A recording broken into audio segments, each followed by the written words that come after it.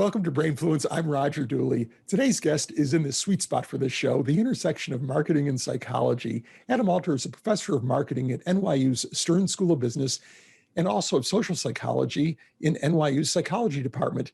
In 2020, he was voted Professor of the Year by the student body and the faculty at NYU's Stern School.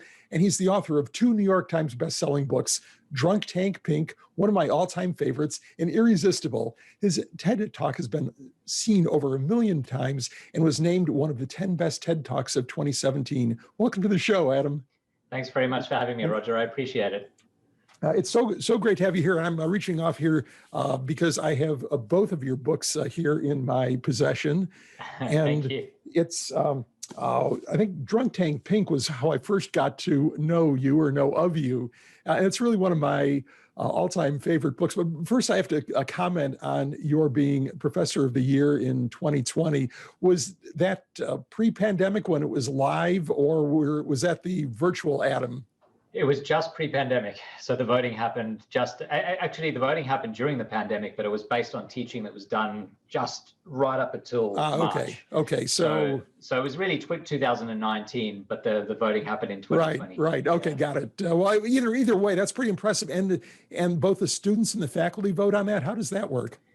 Well, there are 2 separate awards. And the students vote on one of them and the faculty vote on one of them. And they just happened on the same year to vote the same way this year. So it's a nice outcome. Just happened is probably modesty there, Adam. What's the correlation between those two? Is there enough of a history to tell?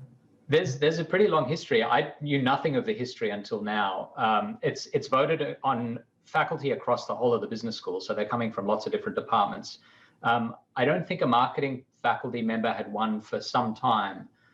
So when I asked people in marketing what the story was, a lot of people had no idea. But I think usually they diverge. So this was unusual. It was that's great. Nice And congratulations on Thank you. Earning both of those. So, I would describe Drunk Tank Pink as somewhere between Predictably Irrational, Ariely's book, and Freakonomics. It's just full of these amazing little studies that shed sometimes kind of a strange light on human behavior. And, I think it's a great book for business people and marketers in particular who think that people behave rationally, think rationally, and the best way to persuade them is by showing them the facts. Certainly facts are important these days. We've seen sometimes a lack of facts works pretty well, but I think that fundamentally you've got to have your facts right before you want to start persuading. But still, it's there's so many other things that change our perceptions in such crazy ways. One of the well, let me ask you first, Adam, are you a member of Netflix? I am, yeah. I've been for almost everybody else, it seems, these days. And we've probably all been watching too much Netflix in the last 9 months or so. But one of their big breakout hits was The Queen's Gambit, about a young female chess player who starts life as an orphan with all kinds of issues and ultimately becomes, spoiler alert, a chess champion. It was actually a great story. I thought it was very well done. But there was actually some research going back some years on that you disclosed in Drunk Tank Pink. What is the story on that? Yeah, no, I also enjoyed Queen's Gambit. I thought it was great. I'm a struggling chess player from way back, so I really enjoyed watching it. The research is by a group of economists who are interested in the dynamics between male and female chess players. So most of the grandmasters have historically been men, but there have been some women who have played chess at a very high level, and they became interested in what happens when a man and a woman play and the woman is attractive in particular. And we know a lot about the way men respond to women in general. One of the things men tend to do when they're surrounded by attractive women is they tend to behave in ways that are a little bit more risk-seeking. And there's an evolutionary explanation for this. It's a way of sort of distinguishing yourself from the crowd. And it's just an instinctive behavior that kind of leaks out whenever men are around attractive women. And it's well recognized. It seems to be driven in part by testosterone levels and a whole lot of sort of biological mechanisms that drive that kind of behavior. And so I think Queen's Gambit's interesting because the actress cast in the main role, Beth Harmon's role, is herself a former model, or even I think she may be a model now. She's very attractive, and the question is there a chance that playing against this attractive woman would change the way the players play? And what this research found was that looking at lots of real games, looking at the real decisions that male chess players were making when faced with women, in particular women who are attractive, they found exactly that they actually played less well. And it was because they played very risky moves. They played risky games, almost games that were kind of showy. And so rather than playing solid games that would lead to the kinds of outcomes that they would like in the long run, they did silly things in the short run to demonstrate that they had sort of extra resources, that they were so competent and confident they were happy to be risk-seeking. And it's a fascinating paper because, again, if you ask these players, are you playing a different kind of game to impress your opponent? This is high-level chess, often with a big prize purse. And so they uniformly would say no. And yet, you know, as I talk about in Drunk Tank Pink, a lot of the time we have no idea what's driving our behavior. And this is one, I think, strong biological example of that. Right. One of a million examples of how people are unable to accurately not just predict their future behavior, which is pretty difficult, but even describe their past behavior accurately.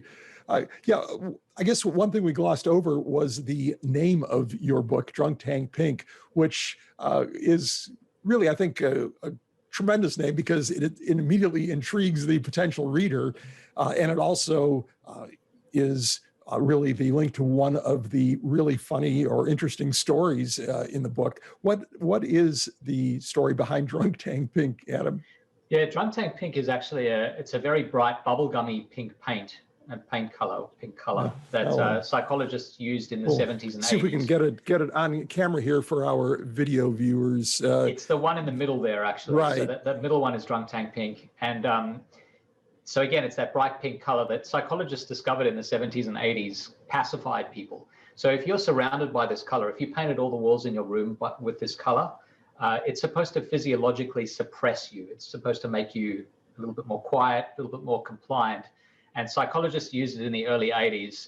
First, they used it in classrooms, especially with unruly kids. But then they started to paint the inside of jail cells or drunk tanks. So they take someone who is misbehaving and they put them inside the cell for 15 minutes. And they found that the color, being surrounded by the color, pacified them or calmed them down. And the term Drunk Tank Pink was just this term of art that was used to describe the color, since it had been used in these so-called drunk tanks. And I thought it was a good emblem for what I was talking about in the book, just as the example with Beth Harmon with female chess players. It shows that you often recognize that things shape how you behave and feel, but you don't always realize the extent to which that happens. And I think if you say to people, does color change how you feel and think and behave? A lot of people say, yeah. But then when you show them the extent of that, I think it's greater than they imagine. And this pink color, I think, is a really good emblem and a good example of that. Mm-hmm. Yeah, I'm predicting if this pandemic continues, a bunch of pink supermarkets and such where they're simply trying to calm down the customers who may be freaking out. But a great thing. And, something that would be a really interesting research topic, I think, Adam, would be to check for sales of pink paint in 2020 versus preceding years. It would not surprise me. Now that your book has been out for quite a few years, that book has been out for years. It would not surprise me if there was a spike in pink paint sales. I think a lot of us could use pacifying, so absolutely. Yeah, I wonder if pink light might even work. If you've got these typical builder white walls, maybe change out your light bulbs for pink light bulbs. But a topic that I think is really interesting for marketers, many of them are familiar with, is the concept of framing and choice of words and such, and how the way you describe something changes the way other people will perceive it. And one, I think, really great example of in your book of language is how people described a car crash and how they estimated the speed of a car. Why don't you explain that? It's such a simple but powerful thing.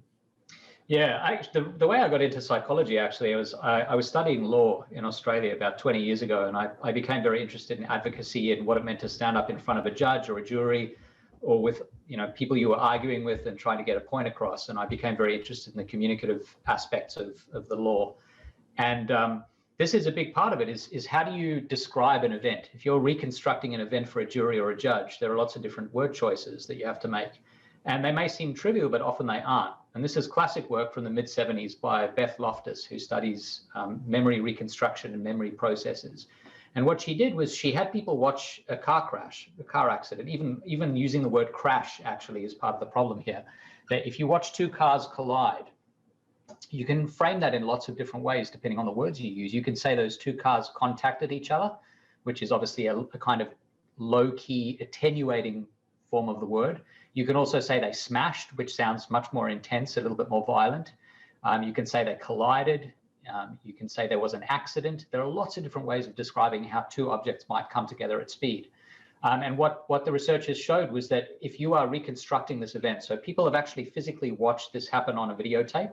If you then ask them how fast the cars were going when they collided or when they had the accident, the estimates of speed are tied to the words used. If you say smashed, people think the cars were going about 5 to 10 miles an hour faster than if you say they collided. And so word choice, they had 5 or 6 different versions of this. The word choice really matters. And it even matters to not just speed, which is hard to perceive, but objective facts.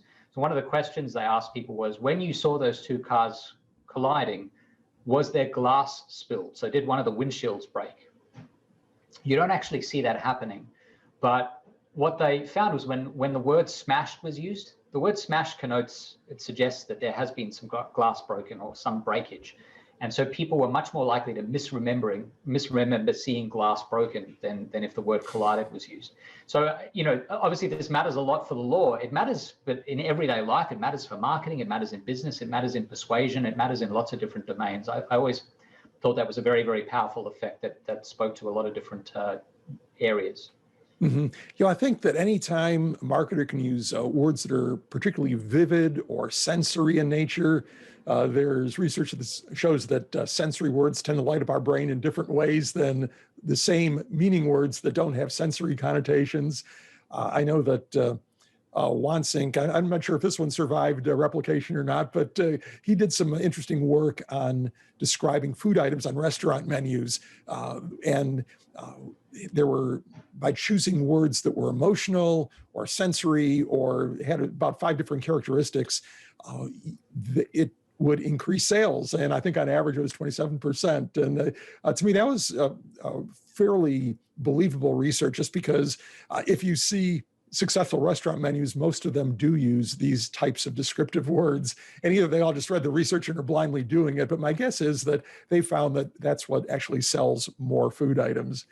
Yeah, there's a lot of work across domains. So looking at the way, restaurants describe food on menus, there's a lot of work. Zillow has done some work combing their listings to see, if you want your house to sell above the asking price, what kinds of words should you use and should you not use? Are there certain phrases that are handy or less handy? There's a lot of examples from online dating as well. If you're putting together a platform on one of the older sites like OkCupid, Christian Rudder was the chief data scientist at OkCupid, and he combed a lot of these different profiles. And he basically delivered a lot of wisdom through a blog that he put together, saying, don't use these phrases. Don't make your first message this one, make it this one. You're 80% more likely to get a response. So I think the word choice is absolutely critical in every domain. It's great stuff. And, marketers are kind of aware of it, but there's such a wealth of research out there depending on the field that you're in. So, a good part of your work in the past has dealt with the subject of fluency and cognitive fluency. And in general, fluent tends to be better. There's research out there that, about stock prices, stock names that are easier to say have higher prices and such. But some of your work is counterintuitive. Adam, can you first begin by briefly explaining what fluency is and then sort of when it's good and when it's bad? Yeah, sure. So cognitive fluency is basically how easy or difficult it is to make sense of any information in the world.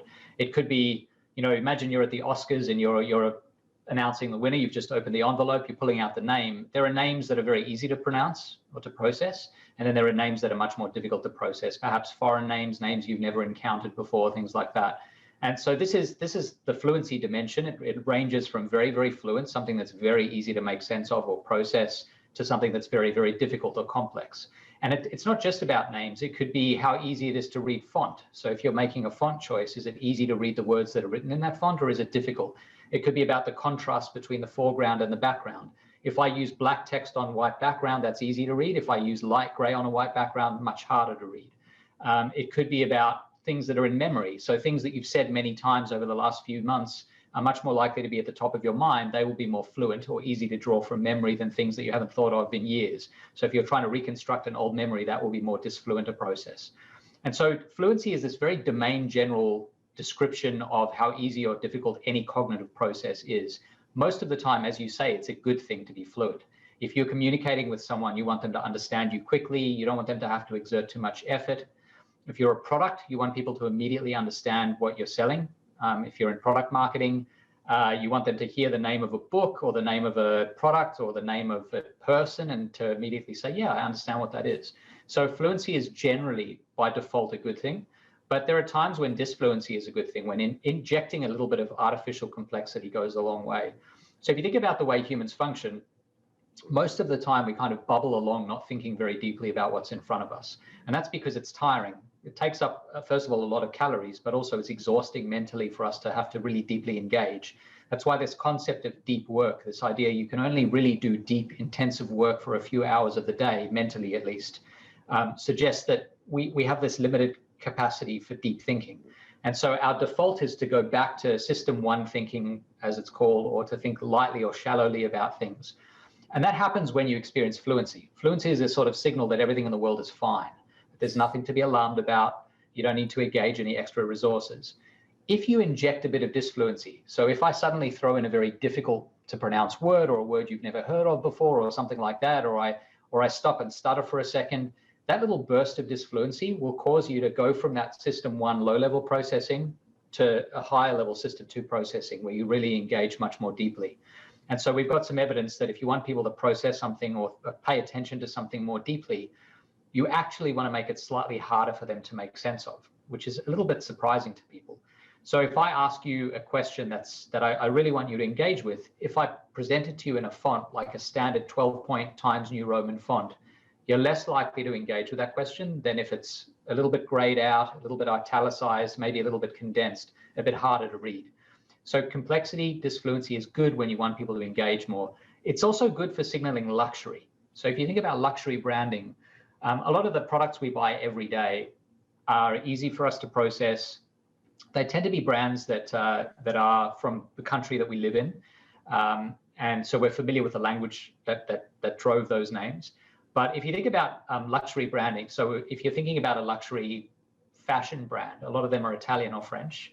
If you're thinking about luxury car brands, again, you've got a lot of European names. Scotches, you've got a lot of difficult to pronounce Scottish names. So you've got Auchentoshan, you've got Lamborghini, you've got, what else have you got? You've got Lafroig. I mean, there are all these names that are hard to pronounce. And so we have this association between something that's a bit different, something that's unique and interesting and luxury based, and being disfluent. So if you want something to seem different and interesting, often disfluency is valuable. Maybe the Welsh should go into the whiskey business because exactly. I think that of all the languages that are, at least in our part of the world that I've seen, Welsh is probably the most disfluent. Right. Some of their words are completely unpronounceable to a non-Welsh person. Right, exactly. Yeah, actually, to add one example to what you're describing, a while back I was in a restaurant in London that had a hamburger on the menu that was, I think, like 26 pounds or something, wow. Not of meat, but the price. And it was a Wagyu burger. And the description for that was a very long paragraph of very faint italic type. So that and it occurred to me that, the association of the effort of decoding that hard to read description kind of translates to the effort that when it goes into preparing that, because it's all about how much work the chef has to do to select the beef and prepare it and the different steps involved and everything else. If you want to sell a really, really expensive hamburger, maybe a disfluent approach could actually work. Yeah, absolutely. I think another great example of that is Haagen-Dazs, the ice cream. And so the name Haagen-Dazs has an A with an umlaut on top of it, followed by an A without an umlaut. So it's H, A with an umlaut, A without an umlaut, G-E-N. There is no language in the world that features an A with an umlaut followed by an A without one. But this was a name that was concocted by a man in Brooklyn when he decided that he wanted to introduce a luxury ice cream into the marketplace. So this brand is totally concocted to sound foreign, exotic, vaguely Eastern or Northern European. It's not clear exactly what part of Europe it might be associated with. And so you could really take these ideas, these principles, and apply them to novel examples, novel instances. And there've been some really creative uses. And I think the one that you described, taking the menu and introducing a slightly harder to read font, is exactly the kind of thing that we as people who are producing content for others to consume have at our fingertips when we understand these principles. Mm-hmm. Yeah, I want to get onto your other book, Irresistible, Adam.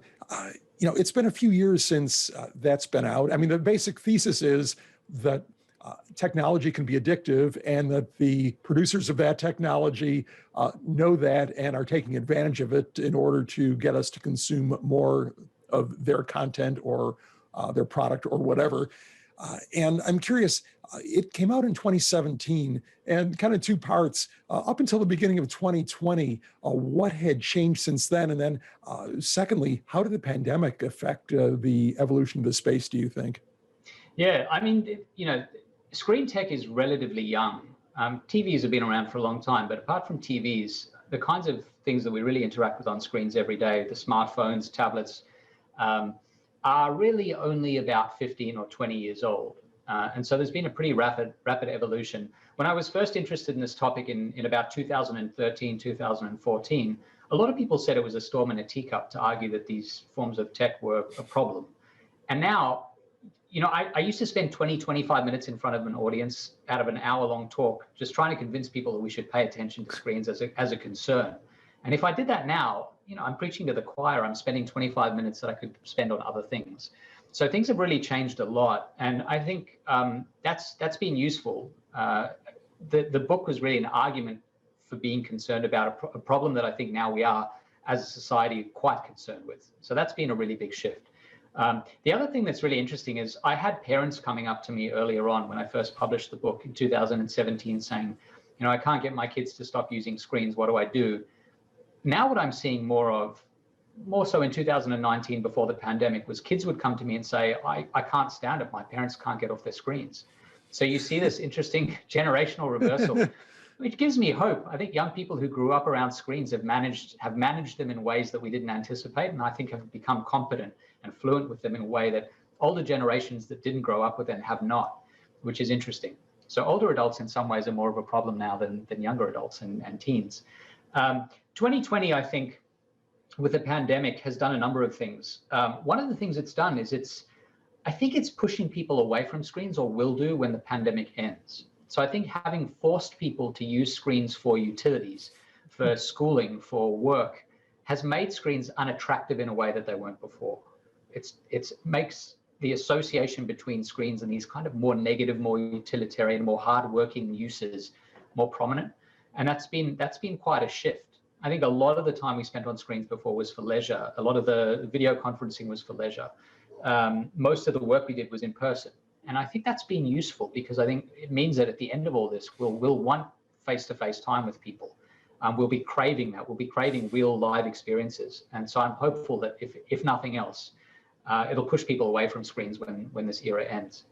Right, sort of the phenomenon of, if you're forced to eat pizza for a year, even if you loved pizza before, maybe you'll be ready for something other than pizza after that. Exactly.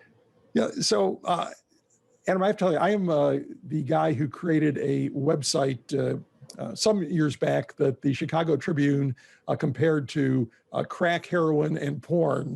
Now, I have to tell you, it was in the higher ed space, and it bore little resemblance to any of those substances or topics. Right. But one of my metrics for success, in fact, a key metric, was how much time people spent on my website.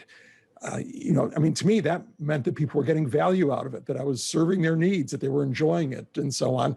And I think, and I do know that, in fact, many people did benefit from it. Millions of people got answers to questions about higher education, and a somewhat smaller number probably, but many, many, many tens of thousands or more either got into their dream school or found a new dream school because of the site. So it was basically a force for good, but at the same time did chew up a lot of people's time.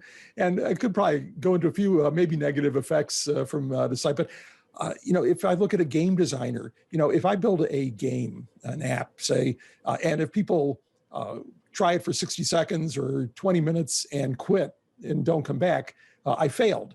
On the other hand, if I build such an incredibly good game that people play it for 6 hours every night, that's probably having a negative impact on their lives.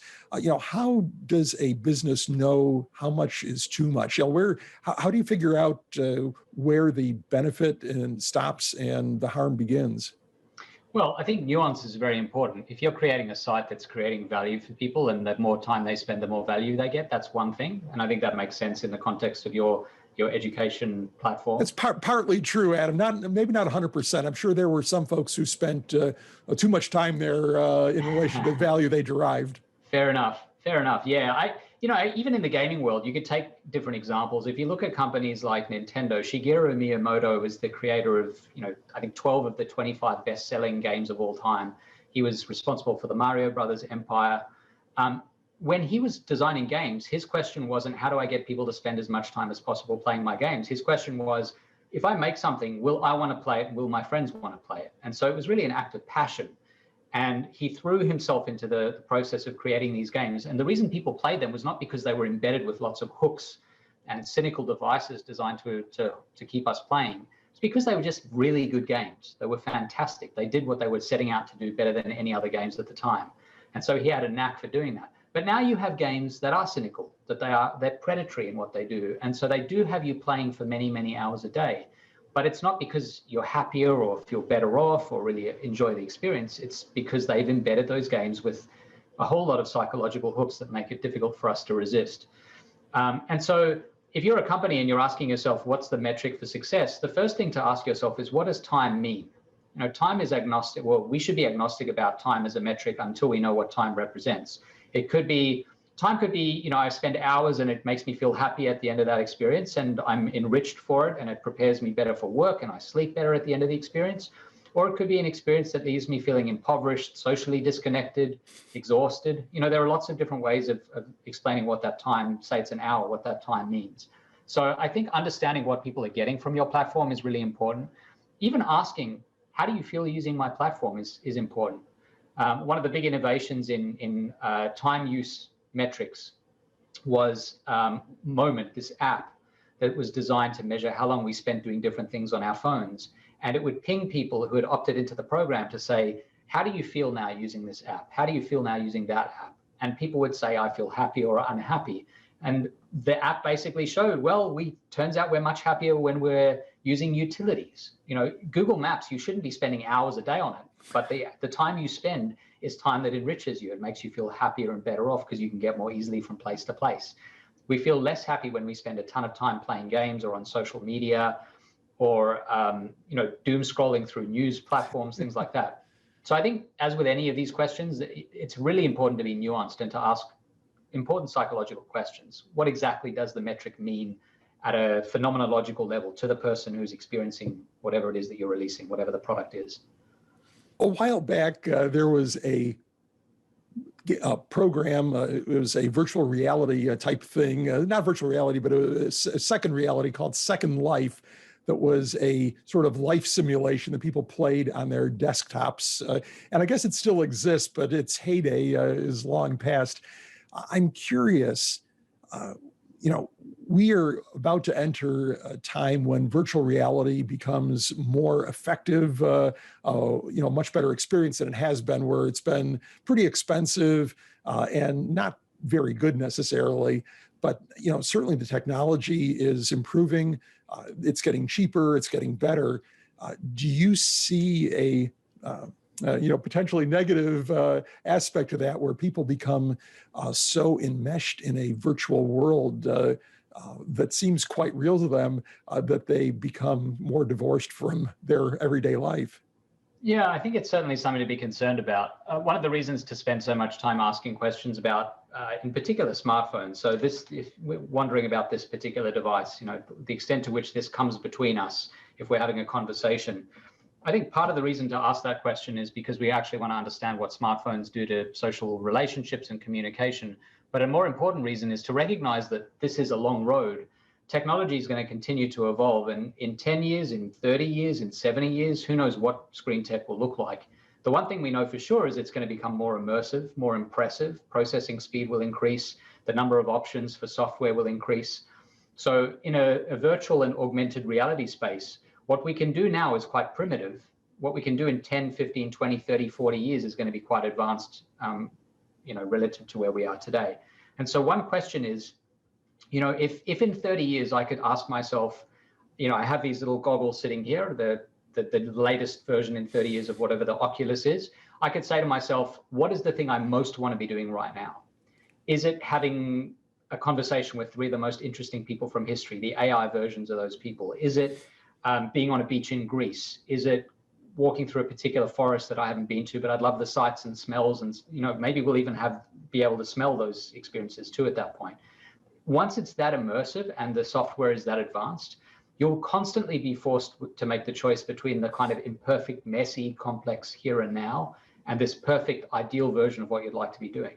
So if phones can come between us, and we know there's a lot of evidence that they diminish our social connections, imagine what will happen when it's not the phone, it's actually slipping something on over our eyes, going to this place that we really want to be. It's going to be hard for us to stay in the here and now. And I worry about how that's going to atomize people and separate them from others. And there's a lot of fiction about this already. Ready Player One, Ready Player Two, these classic fiction books that are really geared around this future world where people spend all of their time in virtual spaces rather than real ones. There's something very dystopian about that. And so I do think quite a lot about that. And I think it's something we should be concerned about. Maybe at some point, a few decades down the road, there'll be a pandemic that forces us all to live in virtual reality for a year, and we'll emerge ready for some real reality. We could go on forever, but I would be respectful of your time here, Adam. How can people find you and your ideas online or social media, however you like to connect? If you just search for my name, you'll find I have a page that has all my latest writing, whatever I've been working on and thinking about, my latest book, that sort of thing. You can find me on Twitter, Adam Lee Alter, ADAMLEEALTER. As true to the book Irresistible, I don't spend a huge amount of time online, but that's where I do most of my thinking and writing in the social media space. So those are the two best places. We will link to those places as well as both of your books, Adam, on the show notes page at rogerdooley.com/podcast. And we'll have text, audio, and video versions of this conversation there as well. Adam, it's been great to connect after so long of not connecting. Thanks for being on the show. Thanks for having me, Roger. I appreciate it.